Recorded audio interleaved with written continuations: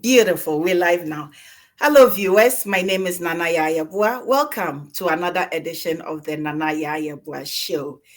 Today, I have with me a gentleman, an artist, and being an activist. He goes by the name WanLuv the Kubolor.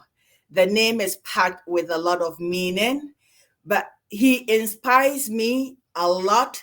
And I themed this interview or conversation as music, activism, disruption, and identity. And he is a person that does not toe the norm. He actually is goes his own way. One love. Welcome to the Nana Yayabua Show.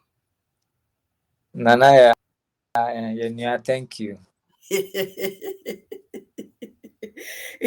You know, when you asked me why I was laughing when I saw, when you came into the studio on the background, and I would say that you have a very innocent look, number one, for a very profound voice. And when I talk about voice, I talk about in terms of the message you put out in your music. So you don't mince words. Absolutely not. And you're not shy to say what is on your mind, especially within the cultural context, as in Ghana, where we come from, that many of the things that are taboos, you don't see them as taboos, but you see them as things that need to be done. I'm going to read a quote on activism because your work also espouses activism. I'm going to read a quote on activism, and we're going to have this beautiful, beautiful, amazing conversation with you. So, according to Ross Perot, activism is not the man who says the river is dirty. The activist is the man who cleans up the river. On that note, Soul Rebel. Jale, I love that music too. Oh, I'm glad. I love that music. So let's begin with this. See, that's why I don't like writing questions. So for those who don't know you, let's begin with how you would introduce yourself to the world. Okay. So I want to touch a bit on what the quote by Ross Perot, because it seems to present something a bit problematic, that activism can reality in the third dimension, as in someone is speaking of a dirty river, someone is cleaning the dirty river. There's a physicality, but you can also speak polluted or minds that have been programmed wrongly, and also use the same way as minds, and there's no physical aspect there, and that is also activism without using your body to clean a river. You can clean the rivers of people's minds with your words. Yes. Yeah. So I was thinking like the short activism feel like it has to be something physical only, but it can also be physical. Be the mental, yes. Yeah. The mental or psychological. Yes.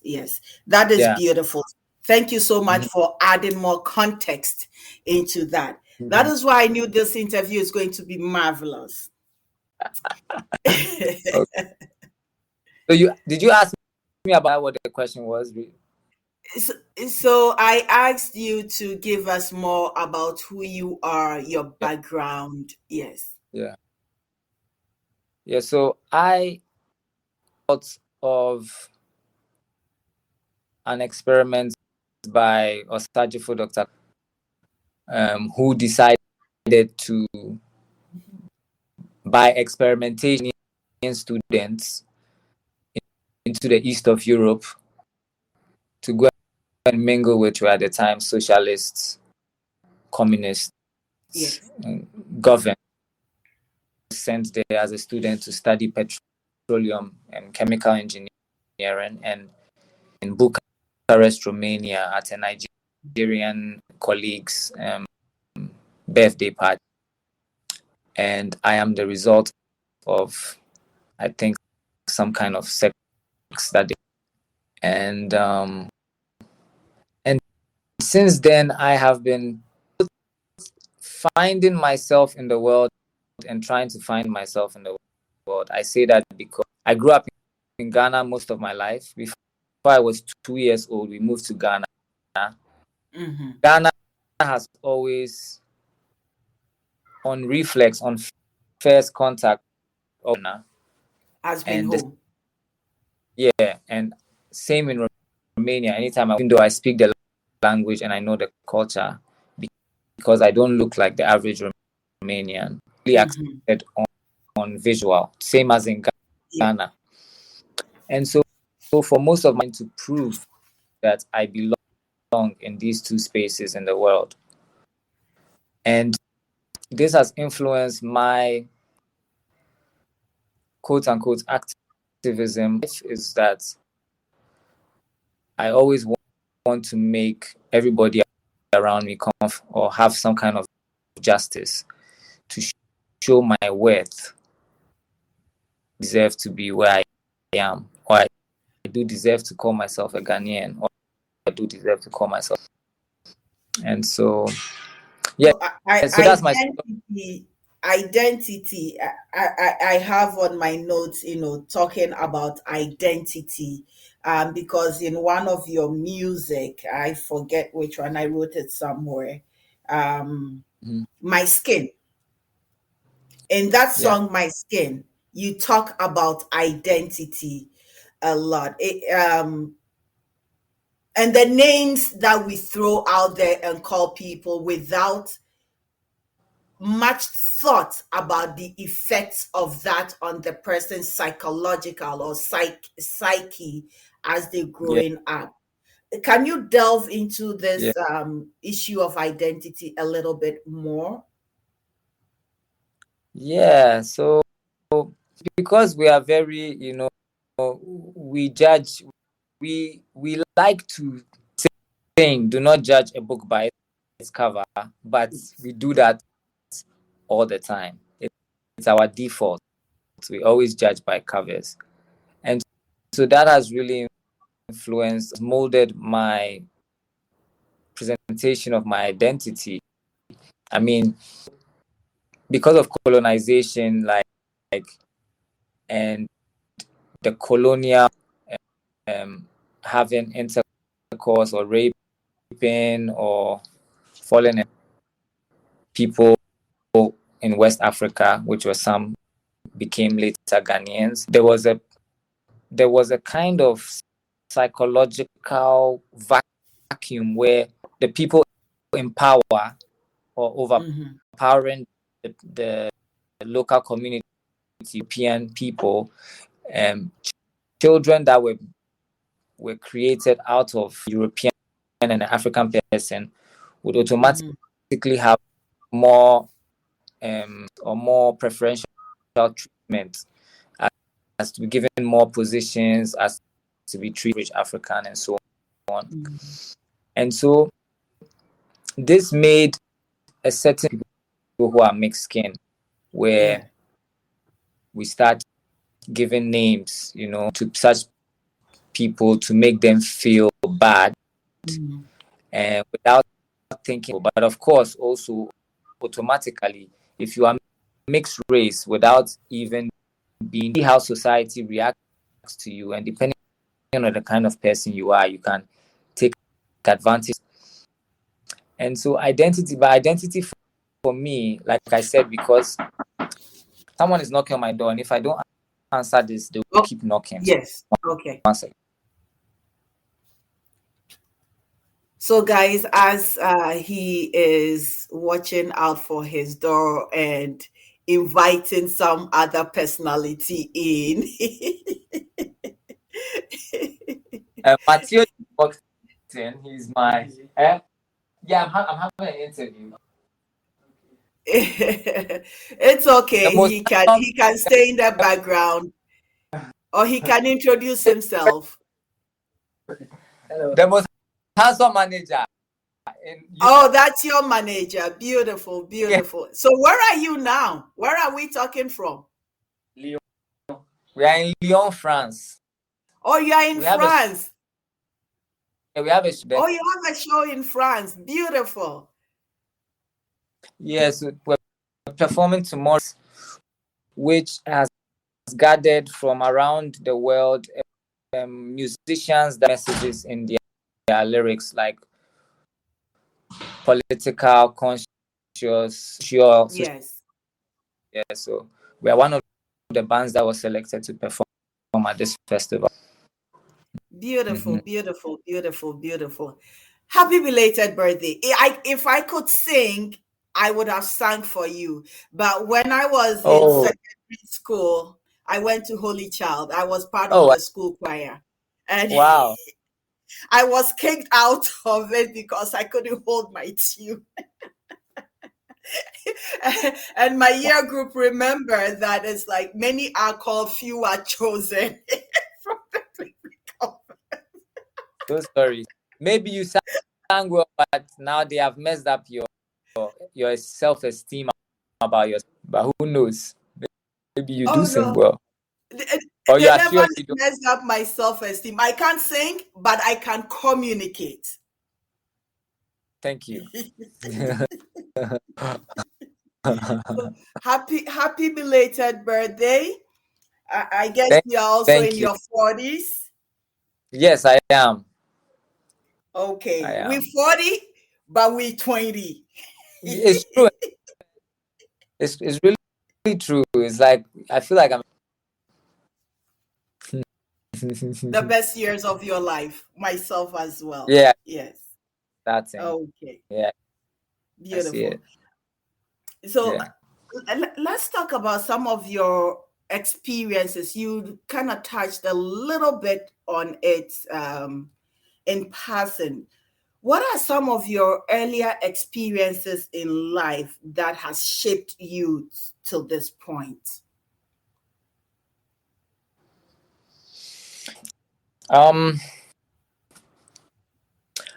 So growing up, that I remember more vividly was in Mile 7, Achimota.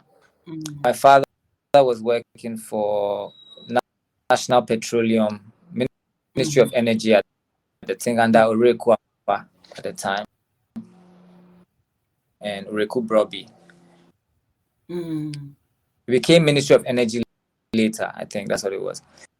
And bungalow in Mile 7, government flats or government building. At that time, there was no such thing as rubber bags, plastic bottles. Yes. You know, when we used to drink water from the tap or labash and so on and so forth. Or you had that big cup. Yeah. And so to grow up in such a time, it has really my resistance to this plastic pollution going on now. Like I can't stomach or accept the fact that children go to the beach and first thing they see is a ocean full of plastic, and that's all they know in their life. The ocean, when there was nothing in it. I knew the ocean. I knew swim in Nakoli, what they call Lavender Hill, Koli Lagoon. Yes. The area.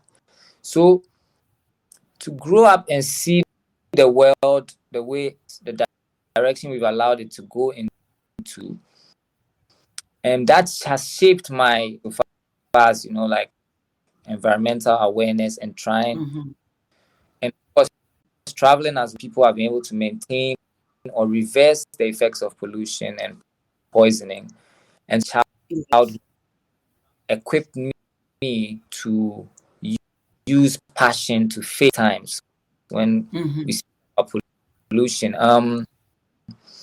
And some of the experiences have been quite traumatic. Like when I talk about boarding school, school was really formed out of colonial enterprise, and we were raised almost militaresque, almost like a military. Yes. Or Yes.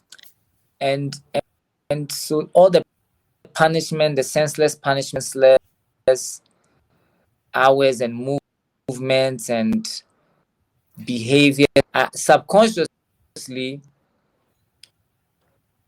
were traumatizing. And the reason Mm-hmm. I only realized it was traumatizing a few years ago, when I realized I lived in America for about 7 years, and at Yes. some point in time I went to jail for some one or two issues, and feel intimidated in any way. I was not out like the way people in American culture, like, hey, if you go there, don't drop the soup, they'll do you this. I've Yes. Yes. gone through all that already in high school in Addis Yeah. Ababa. So I I feel like one of the things that shaped me but I yeah. I think I I what you're saying is true in the sense that the structural system that our traditional structural system of growing up and learning was not the same as it was done. And the boarding school system, the only difference between us and, for instance, indigenous people in Canada, the Aborigines in Australia, is that we were fortunate enough to be able to go back home to our parents. Whilst they were unfortunate, many of them were unfortunate and kept in the system. Wow.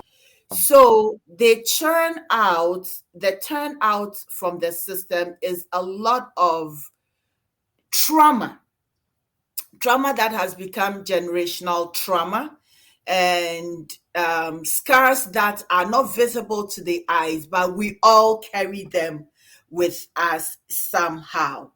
Some of us are able to sort of say, if you grew up in Sukura area and stuff and you go to boarding school, Charlie, you do. And for what's the mumba. But if you don't have that, strength, it breaks you down. And the competitiveness of it and the hooting can pull people's self-confidence up and down. And Yeah. let me tell you what the other reason why I was very, very honored with you having this conversation with me was that for schools such as Achimota, the expectations that comes out of that is that you are churned to go occupy a colonial space, which is the office, be a doctor, be an engineer, be this, be that. To be a musician, if you go to Holy Child and to be a musician is frowned upon.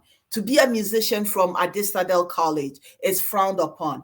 But you have taken this, in my view, you have taken this and you have given a voice and you are making transformation, talking about social issues, not say as a politician talks, but breaking it down and living a life that the common person can approach you and talk to you. And that to me is profound. And that to me is the reason why I gotta talk to this person, for this human being to share his experience with my viewers who don't know you, and also to viewers who will chance upon this interview. Because the world needs people like you. When I say disruption, it's because we need people to break the status quo, to transform our views. Okay, I don't want to be talking too much, otherwise your head will swell. Utibeya Kessie. My head has reached the limit already. So Yanko, you spoke. I think this interview will be tree and how do you call it? Thank The tree and the English and probably some Ga influences as well. Boy, yoga. problem there. Yay!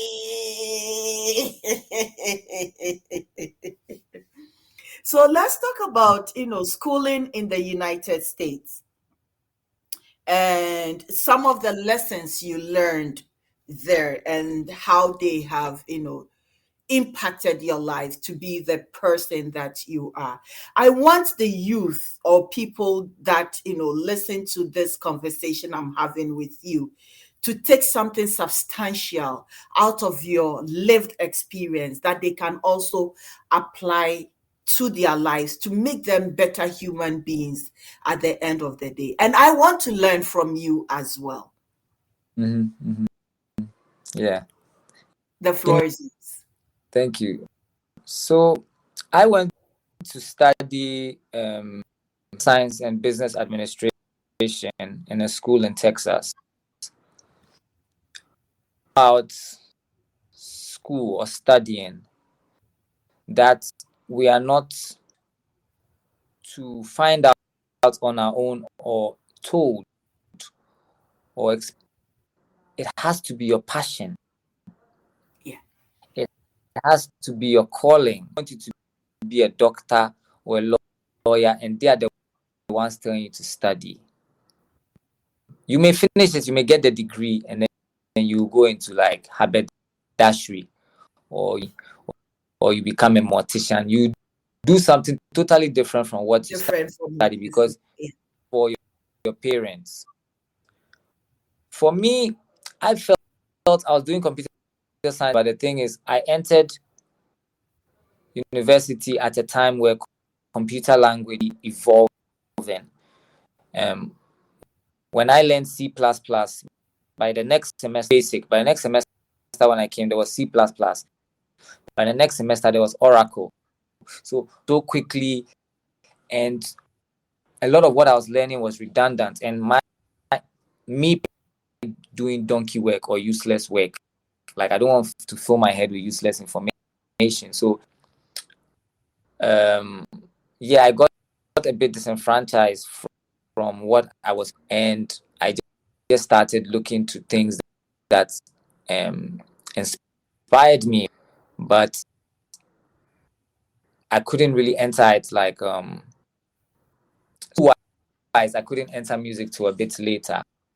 Mm-hmm. So what I'd like to tell people, when I finally got back into school and I did it because I was really an A student. I was early for class, more work than my homework, because that is what I wanted to become. So you went back to school to do the computer science or something else? So I was doing computer science and then I dropped out, and then I went back to a different university to do music. I wanted to do and learn about stuff. Yeah. And the thing is, it's not only for people, youth who want to learn. It's also for parents who have youth. You have, if you want to be happy, because I am happy when my children are happy. If you are forcing your child to study something about it, how can you get happiness from that? Just thinking they're going to get this job and just do the happy and fulfilled. So parents really need to put their egos aside. Really, fear is a big driver of this, because there's, and we let the fear overrule that. Sometimes we have to allow the child to, and whatever the child needs to pursue. If we see the child has passion for that, we should support. And so it's not something that only the students. I can't tell a student it's not what they want to learn. Yeah. What you're saying, for those of us in this part of the world, or when you travel to this part of the world, you realize that I'm going to speak on two of what we've just talked about. You realize that identity, I'm a Black woman in a white space. They see me, they see my afro, they see Black before anything that is in my head, or when they hear my voice, or communicate with me. I remember just recently a new job that I started. Two doctors passed by me, they white. I'm sitting there, I'm looking at them, they pass, they look at me, they just pass, they go, they coming back, they go get to the door. I call them back. I said, did you see another human being sitting here? They're looking at me. I said, it's nice to acknowledge we will be working together. I know the two of you are anesthesiologists. My name is so and so. Nice to meet you. Bye. And even though my heart was beating, I was pissed off, because if it was another white person, they would have said hello or hi. So as a fellow human being, you acknowledge the next human being, especially when you are going to be colleagues. So being Black, Black woman in a white space is you always, fighting with your identity as well. Now, I didn't know I was Black until I got to Canada. Then I realized that, I'm called what they call Black. And then the more I dug into our history, especially American history, and then it's like, the end names, started popping up, the colored and all these names. And as Leopold Senghor's poem will say that, for us Black people who are called colored, we don't even change color. We are born Black, we die Black. But for those that call us colored, when you have a baby, we say, oh, the baby is nice and pink. When they are upset, their faces are red. They change so many colors. When they die, they're gray. But we are the ones being called colored. So you deal with identity in that sense. And also, when you talk about passion and finding happiness, this gives me joy, interviewing, speaking to people, collecting wisdom, as I would say. But I was a science student. I should have done journalism, but I was a science student. And these are some of the, as you said, the decisions that makes us unhappy. But luckily for me, I never veered off it. I have found a way to merge the passion and the nursing together to make it as holistic as possible. So that is my take for people, that if they could do similar, then they can find a balance to having a fulfilling and a happy life. But maybe one day we will talk fully on happiness, because you know what? I love that topic on happiness. You see this book, The Happiness Yeah, Equation. Is it upside down? No, it's because the camera is the front camera. Oh, because the camera, yeah. It's called The Happiness Equation. Want nothing, do anything, and have everything. So it's a very interesting topic to come from a fellow Ghanaian talking about that. It's like, yeah, you captured my attention. Okay, I'm getting too excited. I'm getting overexcited. Oh. So let's come to this. The next question I was actually going to talk to you about was what does happiness mean to you? It's here.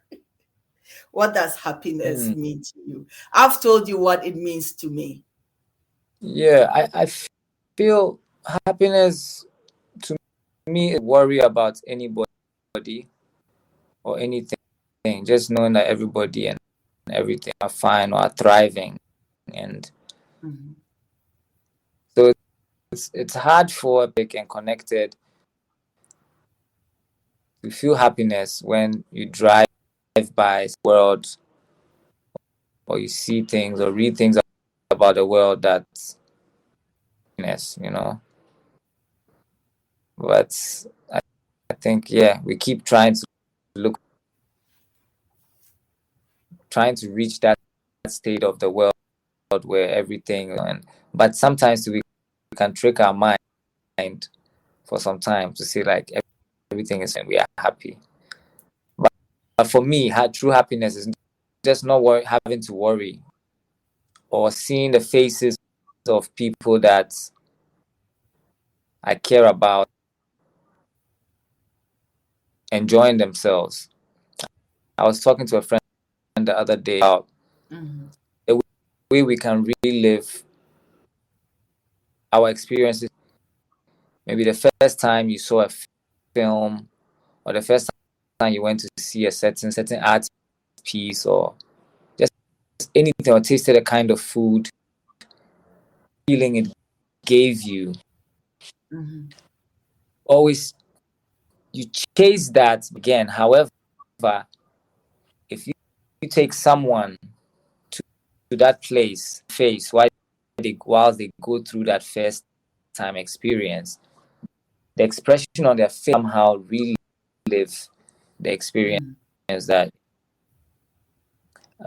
you, in a way, we are some kind of like facial psychic vampires. We someone's face and see them enjoying something we enjoyed and just be like, the reaction. Yes. And we relive that happiness in their reactions. And I think it's really amazing human beings can do that for one another. Beautiful.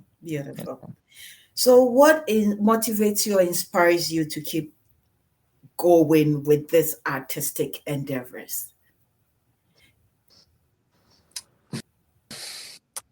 My art is what I write, what I create is a way coping with my reality. And so, and it's also therapy. It's for you. Therapeutic. Yeah, it's very therapeutic to comment, to contemplate, and make that. Even the process is more therapeutic than even the completion and putting it out. Everything else is a byproduct. It's a bonus, Wow. But like everything else is a byproduct or a symptom or a bonus. But being able to capture your thoughts and mold them into sounds or images, that process right there is cathartic. And I don't know why I would want to do away with going about their lives and maybe successful or mainly that. However, there's a certain fulfillment that they still have, and I feel like I have it in my creation, in my actions, and so I put that first. I feel like I'm lucky to have found what just keeps me excited and keeps me fresh. Yeah. I find the truthfulness that comes out of your art, even though some are very raw, and I was like, whoa, okay. Sorry? That's my Ghana side. I grew up in those places, so that's my Ghana side. That's your Ghana side. Some of us also grew up around the Sukura dance, so Mata Heko area. But we don't have storyboarding. but Charlie, as I said, when you go to some of these schools, you kind of polish up, but don't mess up with me. Kind of is also underneath one. Yes, it's true. When we need to break it down, we will break it down. But right now, we will. But I found it very, intriguing when I heard what is the title? My Toto or something, and then your T-shirt, Hey, obviously, I interviewed but I told them it's going to be a beautiful interview, a beautiful conversation, Yeah. because you write what you feel, you write what comes out of you, unfiltered, and and when I say disruption, it's because we need to hear, especially the song about reuse. Oh, hold on.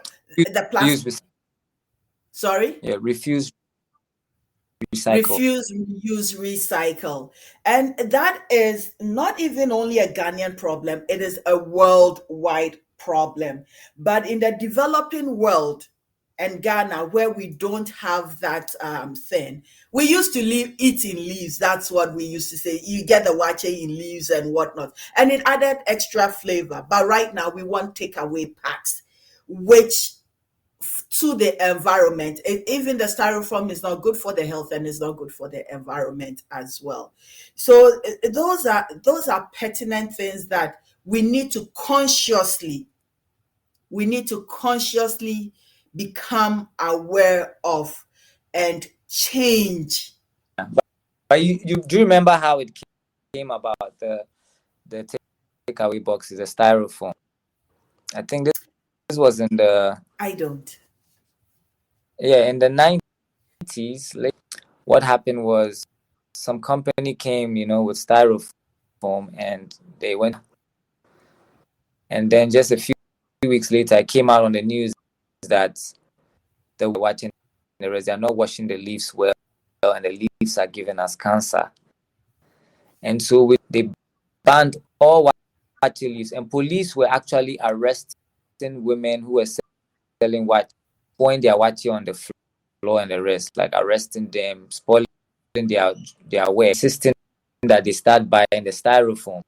But this was one of the ministers in the government at the time who had styrofoam company, So it is no different from the pre-colonial Ghana, where person's weakness to sell out, the masses, it's the same, are accepting to poison parts of the population just for one family or two, make huge profits. Yeah. And that's what's going on. I mean, with huge corporations like Ghana, and these companies are not paying more than 5% mining tax, and they are polluting the soil, and our leaders are just getting. So that is, so it's not easy. I mean, there's go to buy wache and buy food in our bowls with our Yes. baskets. We're doing this, but if we did this for 1,000 years, it won't make a difference, because it's too pressed with issues day to It's day living. entrenched in us now. To think about taking baskets, bowl, and these things. If you can just put your hand in your pocket and go and stand at the watch it, put in about 3 rubber bag, you hold it and go home. It's not now that you're coming to look for take a tote bag and a bowl. So I fully understand what you're saying, but inconvenience, we've created disease for ourselves. We are killing our environment. We are yes. suffering for our own convenience. But if we are to reframe this conversation to keeping the long-term health as healthy, then we will see the relevance of bringing your bowl to and getting your food and taking it. And it's also all, as you say, it's in the economics and also in the marketing and branding. What beauty is it to have, take it from home and take it to buy? These styrofoam, you don't know the processing. Either way, you don't know how clean they are. I would have rather taken the leaf and taken whatever that comes out of it, because at the end of we eat leaves and all these things, and there's nothing wrong with leaves. And when you throw it away, Yeah, fans that what the twab on Tinekra, it yes, it goes back into the cycle of a recycling itself into nature. So nitrogen, so oxygen, so carbon dioxide, so whatever nutrients that make up the leaf goes back into the soil and feeds the soil. Yeah. You are very right. As opposed to plastic, it takes God knows how many years to. But then also kudos to those who are making some form of creative innovations to keep that plastic out of our rivers, out of our seas, and I've been to Jamestown. I've seen it, and the beaches are not like how I grew up, Dansoman Beach, how I used to swim. Me kwa kura me mpese me consume. Absolutely, because in Shion, even though it's salt, it looks like yari and kuana egum. But I see some of the children, swimming in it, and it's very sad that we are creating a Ghana like that for the future, 7 generations. How do we want to look at the country? So 7 generations, all Ghanaians will be walking on the sea like Jesus, because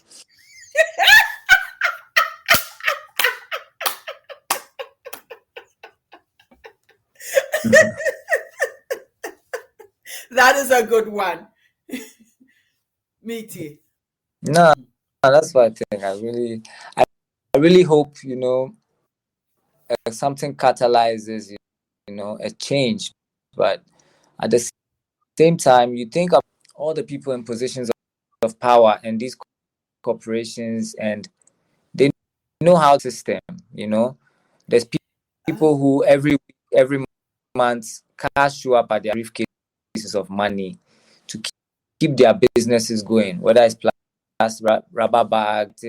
It's like it's like we are in an uphill battle.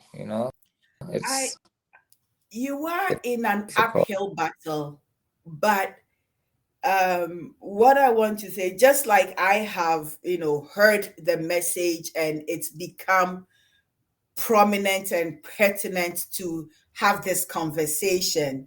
It's I on one of my Facebook feeds there was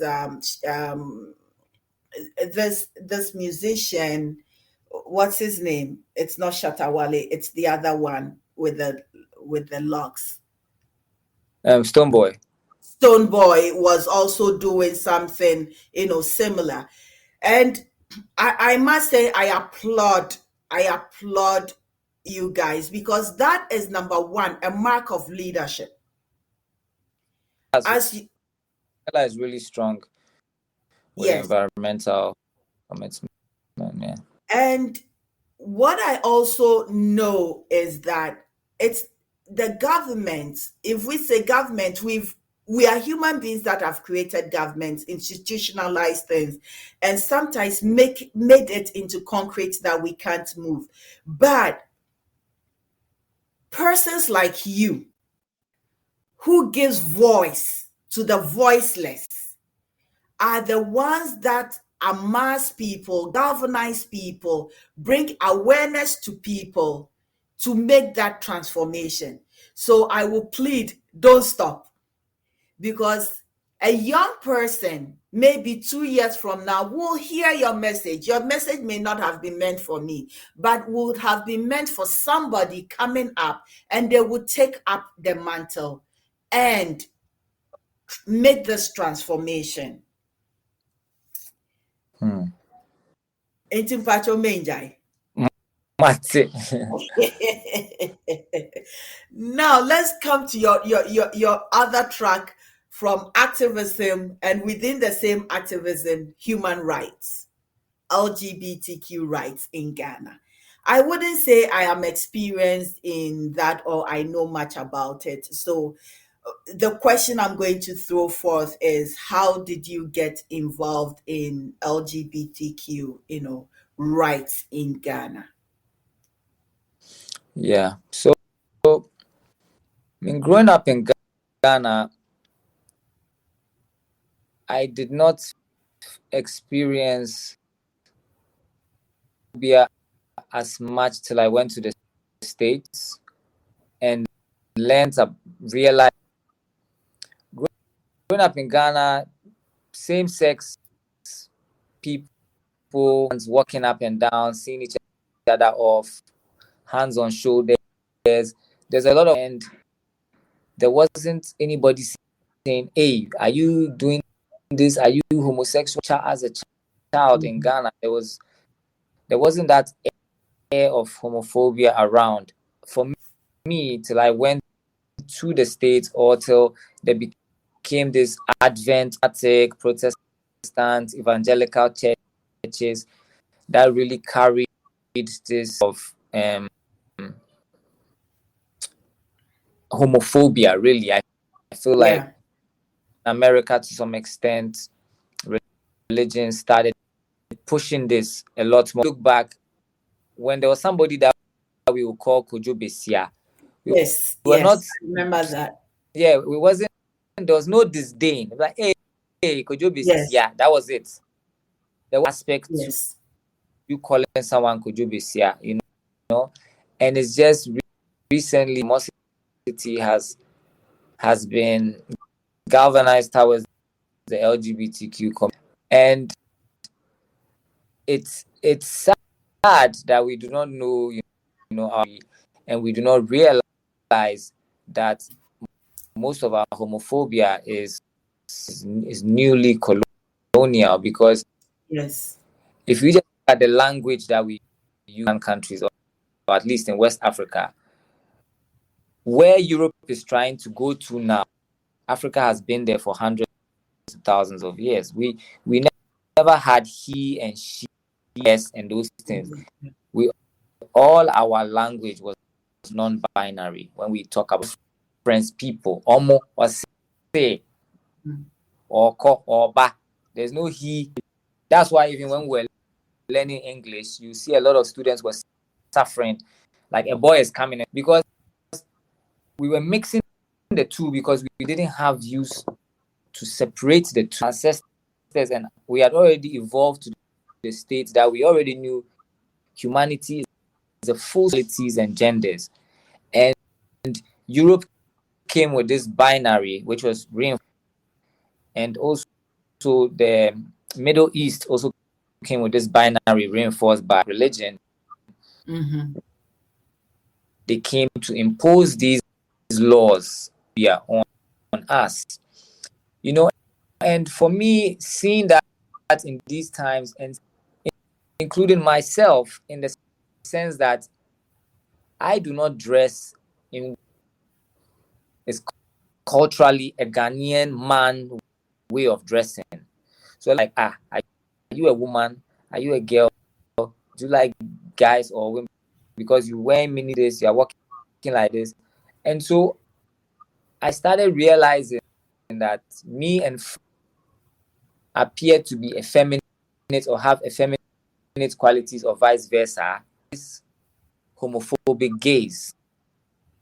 And that endangers our life to some extent, and now to the point where if it's in the government, which is being sponsored by white racist people, and if this bill, and they are sponsoring about 8 of our ministers to pass this bill, if every single Ghanaian is liable to go into prison, because if you're a relative of an LGBT person, father, mother, brother, sister, and you don't report out later, you can go to prison.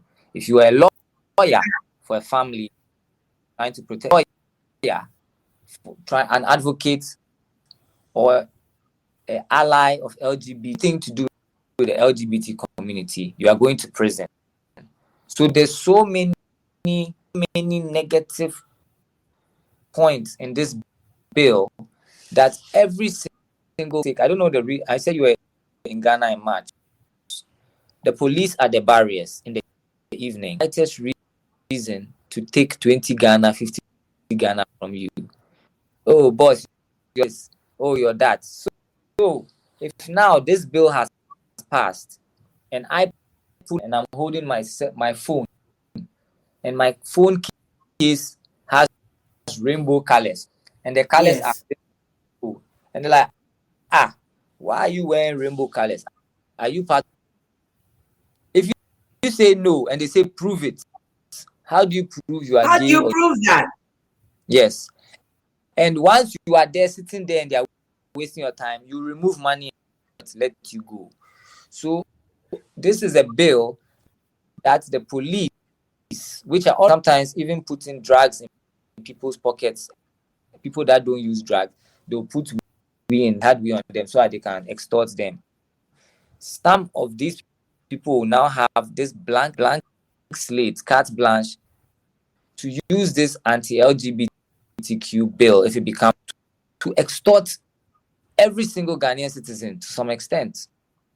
You know.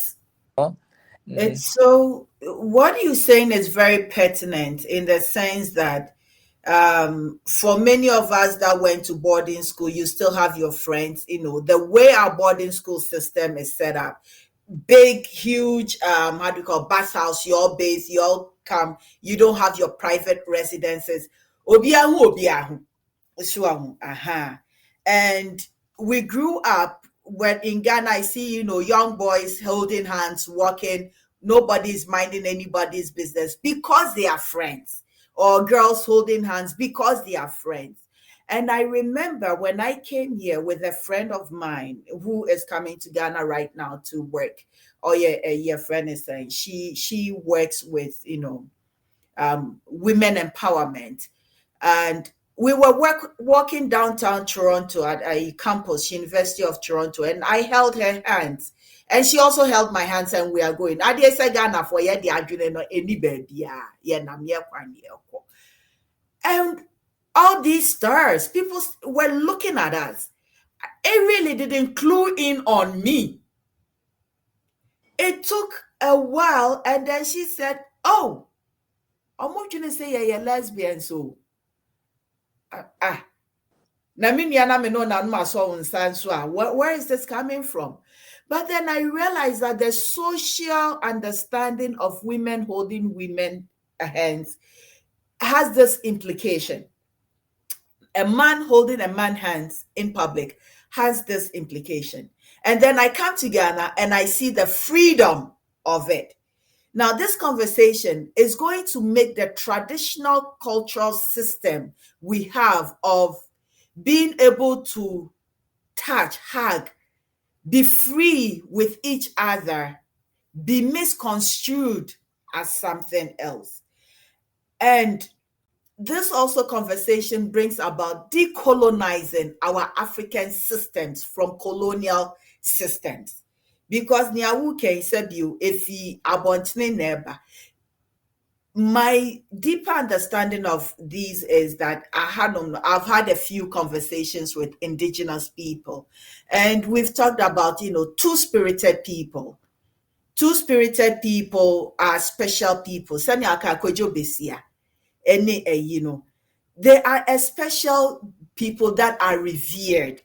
But unfortunately, how things are done or seen within a Western concept, make a Western and not the indigenous concept, are criminalizing people that are not. There is a Sabio Ghana, no, we have to be careful as to how we go about it. Na Sabio Sekwejo Besie Bia, that is a gift. Anka tete no yebeka say okita sunsun mienu ohun oba ne side no ehun bema ne side. They tend to become traditional healers, Then we demonize them. At the end of the day, let me tell you, people that are so gay are beautiful human beings. They are the most loving and caring people. People that are lesbians that I've known are the most loving and caring people, more than those of us who say we are straight. In the end, we are all human beings. Mimimbo nipada. Mibasho koye bia. Minti minkase me pono. So how do we come together as a human race and support each other? Yeah, the Bible, the Bible story about Sodom and Gomorrah is also demonizing this.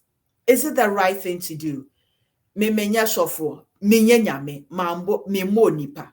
But what I know is that I am a human being and they are fellow human beings. I'm a labor and delivery nurse. Ochima brofra wonu no beto mi nsem asebiu. Minim so beye gay na so be lesbian. Inti ya to nechine. Nipani, a human being, has something to contribute to a friend says society in Ghana as well and in the world as well. We don't know. But then that's my personal opinion and nobody else. If you're watching this show, that is my opinion and nobody else. I would love to treat each human being like I want to be treated, like with dignity, with respect, with love. Everything a human being needs to thrive in the world. That's how I would want people to treat me. And so that is what I would want to give back to humanity. Ain't it? That's my little spiel. Now let's get it on. Hey, Obeboy Anyum Hey, Kakra. Benza. Ah, Trumudia is out. Me perso rebel, and I say a identity, and I say something. A guitar number. So, I wish I could play the guitar, but I can't. But mine is right here.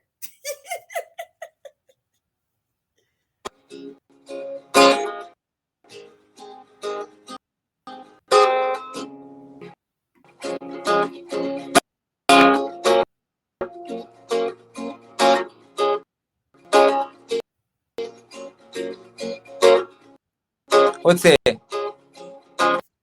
A bit delayed, but Okay. Heaven, you see me, dear, the way my life day. I be very.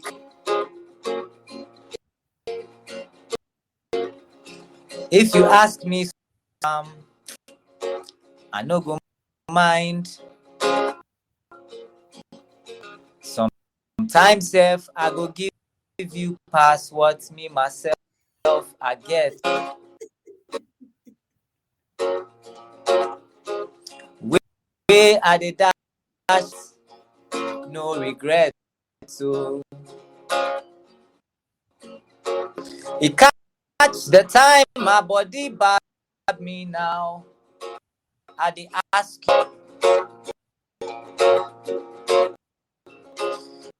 you squeeze your face, you I dey blast you. You say you know the kind me self be like I just for take that shoe. You make I realize say my taste like cashew.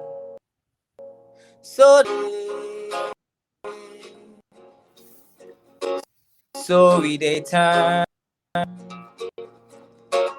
Hell be so cold and heaven they burn. So we they turn. Hell be so cold. Heaven they burn. whoa, beautiful, beautiful, beautiful, beautiful. You know, as we were having that conversation before the music, Jale, one time when I come to Ghana, you have to show me how to play this guitar. Oh, really? Ah, It's trying to spoil our call. Yeah, I've heard. I will. you I'll have show to you show small. I me. can't show you plenty. If I show you plenty, You you show can't me take my small. work. Ah, no, I'm going to add Hey, to what's your happening work. to my? Hello? Can you hear Yes, me? yes, I can. Yes, I most definitely can. Hear you. Hello? Yes, I can hear you. Hey, what's going on? Can you hear me? Yes, your volume is on. You can hear me? Perfect. But I don't know why I can't hear you. It's very strange. You can't hear me? I can't hear you, man. Somebody called and it interrupted the... Yes. I'm just checking to see what I can do. So whilst you check in, guys, Hello? talking to WanLuv the Kubolor, the Kubolor. I didn't even ask him to explain what the Kubolor is, but he will do so when he comes back I don't know on. what I've done now. Figure out his streaming, which sometimes it does happen, and that's okay. And we can see his face. Or do you want to go out and come back in? Oh, I can't hear you. I don't know what I should do. Do you think I should go off and come back on? Yes. Okay, I should do that. Yes, yes. So he's going off. He'll come back on. This is Nana Yayabua, and you've been watching the Nana Yayabua show. We're almost done, but he's going to come on, and he is here with us. You can hear me now? Yes, I can. I'm sorry. Beautiful, beautiful, beautiful. Getting to this last segment of the Nana Yayabua show, those who've been watching us live, thank you very much. If you have not hit the subscribe button, please do so, because there's more interesting, conversations that need to be had, and we are going to have these interesting conversations with individuals who are transforming us. And before that, Angela Davis had a quote by Angela Davis. She said, "I'm no longer accepting the things I cannot change. What I'm doing is I am changing the things I cannot accept."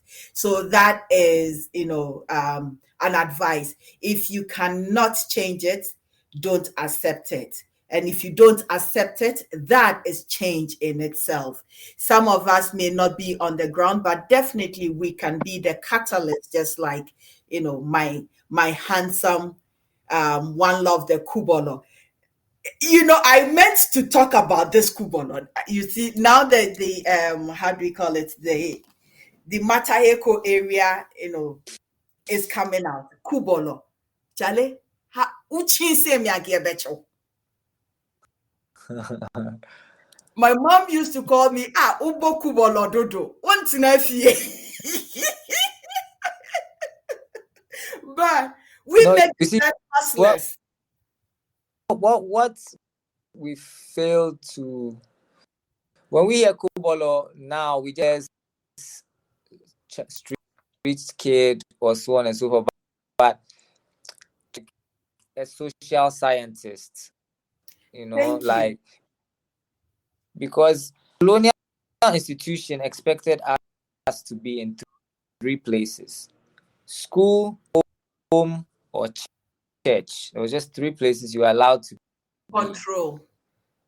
And the Kubolor, or a Kubolor, was someone who was never or rarely in the bush, seaside, market side, and in those places you learn more about your society than our system, the church, and the house, because in school, in church, in acting a certain colonial role, pretending to be something else. But when you go into the village, when you go into the bushes, when you go into these kind of spaces, you learn about the true, energy of them, and you know more about how the masses move, and so you learn more about society, and you are actually by doing that. And that's why I think Kubolor is the equivalent of a social. You are learning outside these three spaces, and that's why they call you El1, because a Kubolor is actually a decolonialization. Colonial. When is that book coming out? I would love to read it. You did say Really? something about energy. Number one, energy, decolonization.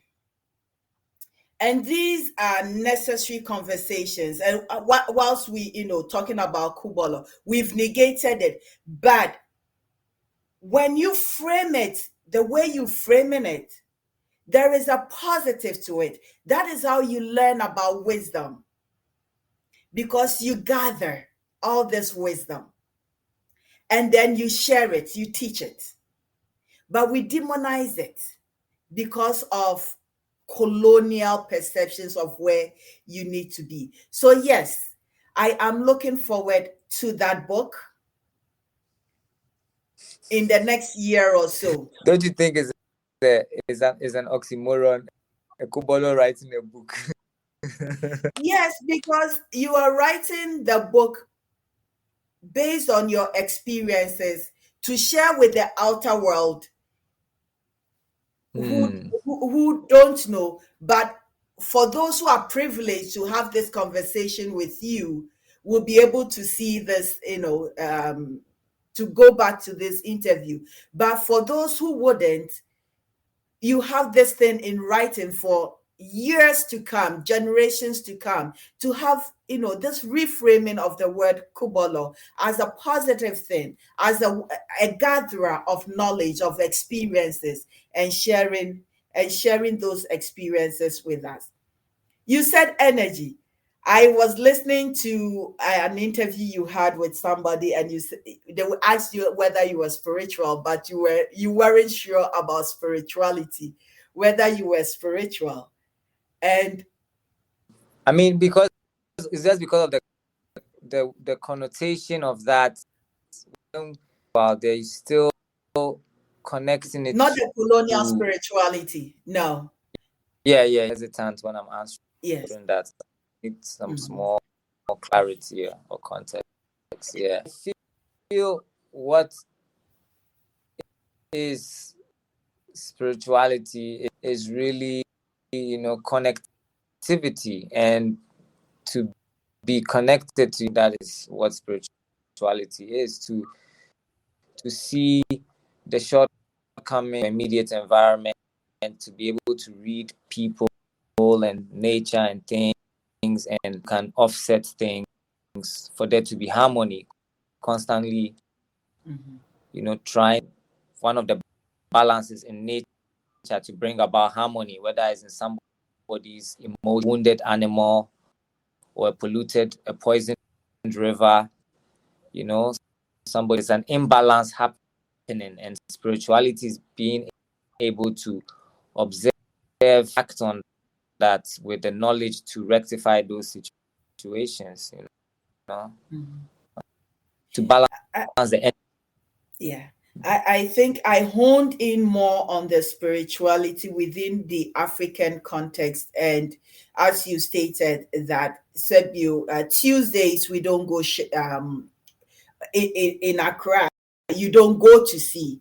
Thursdays is revered for Asasiya, the land.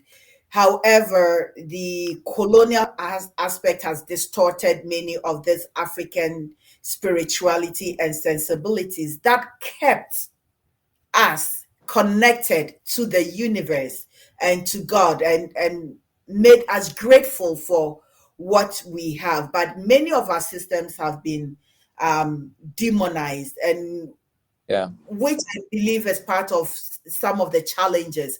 Our concept of spirituality has now transferred to rather religion. We're confusing religion. Many, I wouldn't say all of us, many confuse religion with spirituality. I was And a few months ago in New Zealand. They passed a law for be recognized as human beings. So, and they appoint all the different bodies of water, rivers, lakes, and stuff in New Zealand that patrol the lake on boats. And if they find anybody polluting, causing some kind of thing to the rivers or anything, they are prosecuted as if they were causing physical. And this is basically a rebirth of scientific African ways of indigenous knowledge systems. Yeah. One, this river is a god. This tree is a god, because someone, and they know they have to respect and revere it as a being, as an entity with attached to it. You do not desecrate, you do not pollute, and so on. But busum dear, busum, hey, those things. So now people have no problem throwing plastic in the rivers and so on, because they feel like they are killing those evil gods, which are non-Christian. Who pollute actually feel like they are crusading for religion, like they're doing a good thing. They've programmed, or we have been programmed to feel that we are attributed to these physical bodies around us, such as rivers, mountains, and so on, that give life and protect life. Cities were attached to it. Now that we've become Christianized or Islamized or whatever, it's our duty to destroy those gods, and thereby destroy those forests. So you and I have a lot of work to do in decolonizing minds, getting traditional knowledge systems back on board. The reason being, as we are throwing away our indigeneity and traditional knowledge systems, others are taking it and repackaging it and selling it or giving it back to us. Sebio owu abofra mpanyinfo si obi nkyerɛ nyame esanse mufra ni bi wɔ hɔ a obewu omo na nani ekyerɛ soro deda. And I always say this, as a labor and delivery nurse, if they are OP, OP, occiput posterior, obebano nani mo kyerɛ soro obi nkyerɛ akɔda nyame. And that is part of our sayings. Inti nneɛma bi bebree wɔ hɔ. I remember say na ọba wo a ụbọ ne yam me ba ha yesi wonyɛ saa enso ene ye ton belt no tete ne yehu sesa bio wo de oba hye wachi a yesu wuku no enso ene abrofo nyina to da bia me hu sa abofra bi hye akire kura da the concern ya achia no sa bio Ghana ye nya ne saa suwa hu uhu se Kenya emofra ehye eyi wo mo hampa mu kangaroo eyi ena ebrochire wo ma ye bi. It is African traditional knowledge systems that have been taken. When you go to other parts, say no, womu womu she incense, womu obi wo ni fear one a little prayer quiet room, the shrine, or a Yoruba, as many of the Yoruba gods and goddesses are now being revived as a form of getting in tune with their spirituality, especially COVID it's in Crawford, Ikefi. And one who say all these does not give happiness. But being in tune with the greater universe, the creator, is where your source of happiness lies. But to get there, because we've been so distanced from it, to get there, Edney. For me, to get there means I have to hit the trails. I go walking in the bush for 3 hours, 2 hours, 3 hours. Because you see, you feel, you sense, and you touch. You are in tune with nature. Ghana no mehu, but ahano. It's not like that. I have to move away from Ashori to be able to have discussions with indigenous people, to have that connection with nature. I had to move out of Toronto, the city, to come outside, to be able to walk along the Grand River, to be in tune with nature. Ain't we need to be aware. So you have a job to do, and which you're doing, which you cannot stop doing, to help us get to this AE. And we're going to have more AE, a friend is saying, conversations on that. Because I think you have a music on Christianity or something like that with Oh, Fansho Ogundipe. Ogundipe, You yeah. want a little bit on that? It's actually a play it. If you can play it, yes, that would be lovely. Please.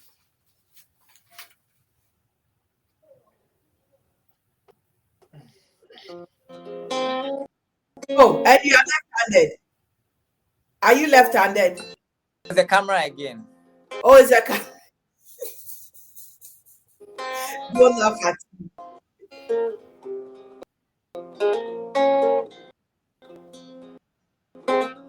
I wish I could kill every Christian because I love them and send them right on to heaven. Enjoyment.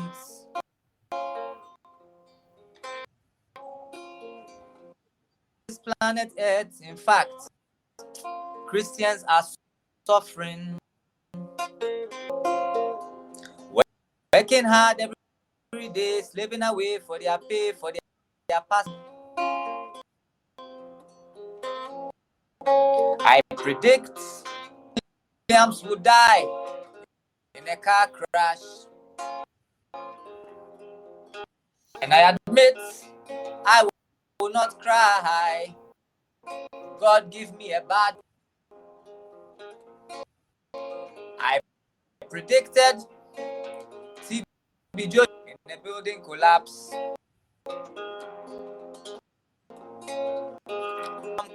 COVID, and I still laughed. I predict Pastor Chris will die from a bleach. And I admit I will be far from morose.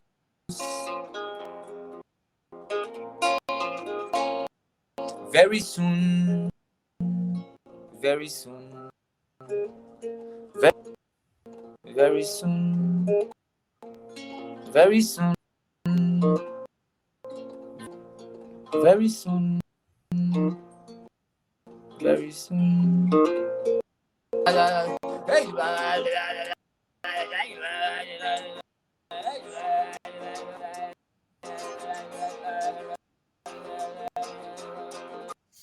Very soon, very soon, very soon, very.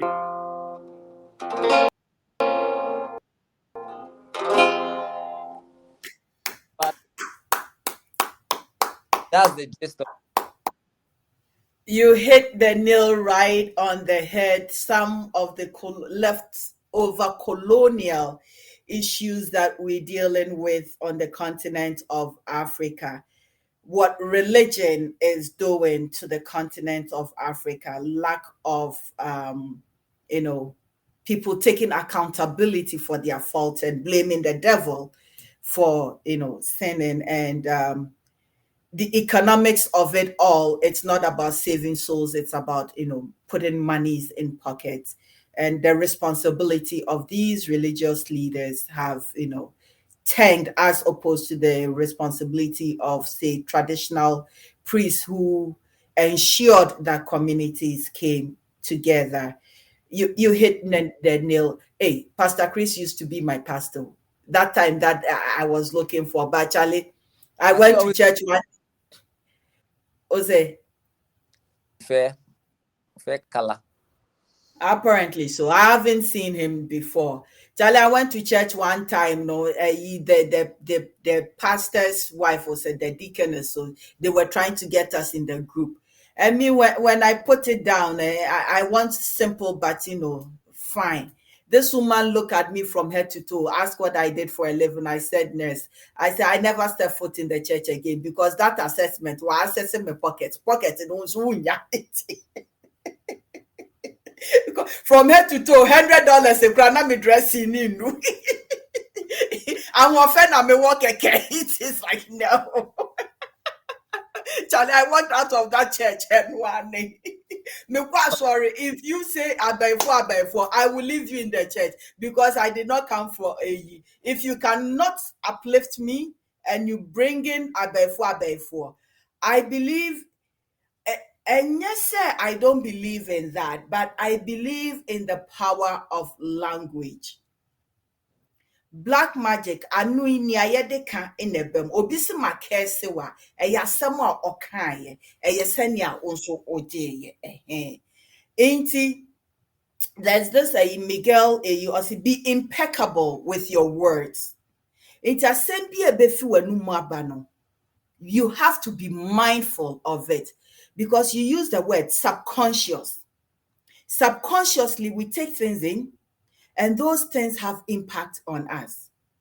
And I believe that you are a very conscious person, you are aware person, and not many Ghanaians are. Inti misrew. Wejuma denden is awakening us to all this. It's to educating us. It's to calling us to task. Whether we like it or not, disrupting us from this colonial sleep. I am very comfortable lying in bed with it, disrupting that sleep and pushing us to the forefront and making us accountable to transforming and changing. Obi wo ha ne kasa abrochire de wo mo nyesa abrochire no broni no aye no senia ope. What is the future of Ghana we're looking for? If we have a future dream for the country, Bemena, just like you are advocating, you have a dream for Ghana. Anamebua. Vision. Yeah. See your innocent face. Hey, WanLuv is in the house. Bemena. Yes, a good man. A man is hard to come by. It didn't say Emmanuel Owusu Bonsu. Yeah. I will not go into the Akan interpretation of Owusu any Bonsu, no. But Bonsu ni they say Choco Bonsu. You remember Choco Bonsu? Yes. He's in the house. Yeah. Thank you so much for saying yes to this. Before we sign off, I would like you to give some inspiration or motivation to young artists or musicians or young people. Let me just generalize it. Young people who have set their dreams or are having challenges. A little bit of word of advice and as a motivation to these children around the world or in Ghana. Yeah. It's hard. I'll be biased if I can all the youth, all the children, because my passion, not early, but early enough. And so I can speak to people who are passionate, about what they're doing, and can say, or I say, you should not, once you get your energy from your passion, you should just pursue it. And if you don't have support from your immediate, someone out there is willing to support you and push you further. Don't be shy with your work. Push it, show it to people. You'll find some support, but you should always know, like, you are able to create the most simple things on your own and get fulfillment. But always do your best and always be ready for your opportunities. Don't take shortcuts. Don't take shortcuts. Yeah. Shortcuts will lead you into bigger diversions that will derail you from your purpose. And just to round this off, another quote from Nelson Mandela: as we let our own light shine, we unconsciously give other people permission to do so.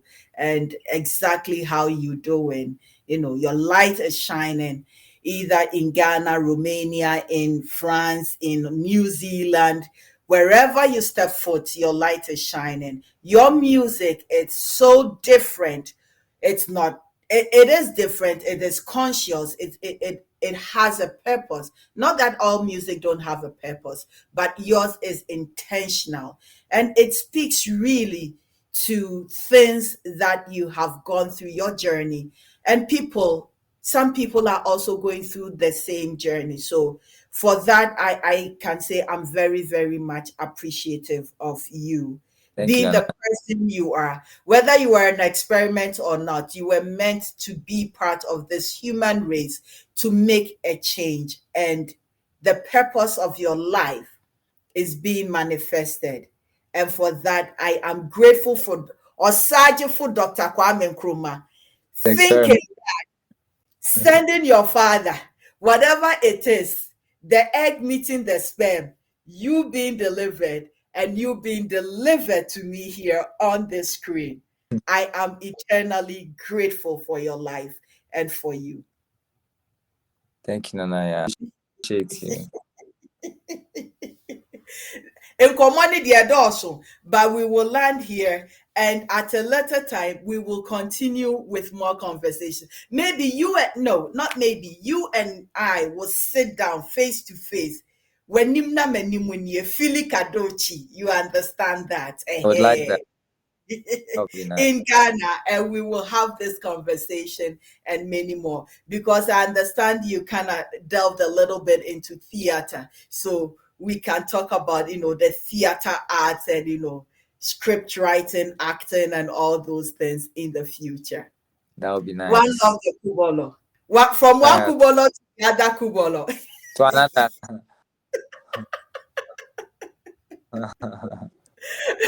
Thank you so much. Thank you so much. Hi, folks.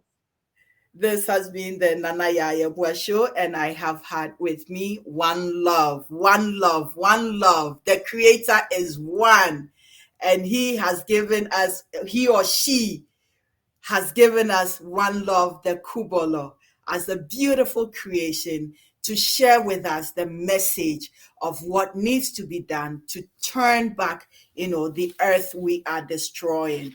And what we need to understand is that the destruction of the land, of the seas in Ghana is not only a Ghanaian problem, but it is a universal problem.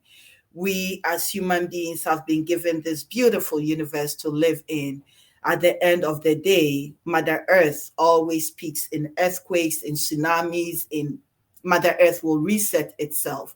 So we have no power, but we need to respect this land that we've been given.